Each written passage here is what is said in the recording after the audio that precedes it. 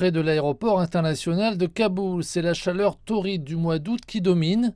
Dans ce camp, pas d'électricité, d'eau ni d'assainissement.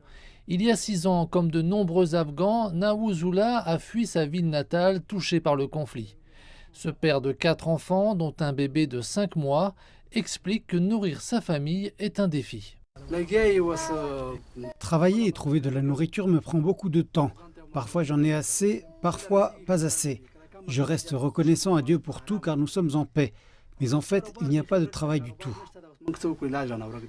Collecter les eaux grasses destinées aux vaches d'un boucher est le travail actuel de Naouzoula. Il rapporte mensuellement à sa famille 6 000 Afghani environ, soit 70 $.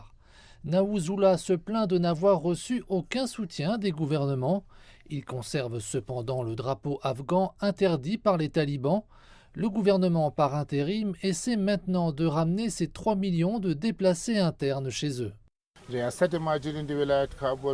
Nous avons décidé de renvoyer ces personnes chez elles avec dignité. Malheureusement, nous avons du mal avec notre budget.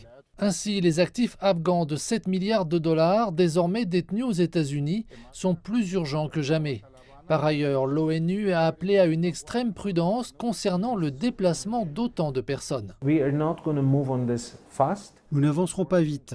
Nous travaillons avec toutes les parties prenantes sur la mise en œuvre progressive d'un tel programme. Et nous devons tirer des leçons, également en raison des droits des personnes qui reviennent et de leur accès à l'emploi ainsi qu'aux moyens de subsistance. C'est le plus important. Aujourd'hui, un retour chez lui n'est plus une option pour Naouzoula. Je sais que là-bas, les conditions de vie de nos proches sont encore pires que les nôtres. Mais pour certains, ce serait comme aller au paradis. Le déplacement est une stratégie d'adaptation courante pour de nombreux Afghans, dans certains cas une caractéristique inévitable de la vie marquant plusieurs générations. Beaucoup retournent dans leur pays d'origine, mais le choc supplémentaire de la prise de contrôle des talibans et la crise économique qui en résulte continuent de provoquer des déplacements à la fois à l'intérieur du pays et au-delà de la frontière. Les conditions de vie désastreuses des Afghans sont les cicatrices ineffaçables de ce pays.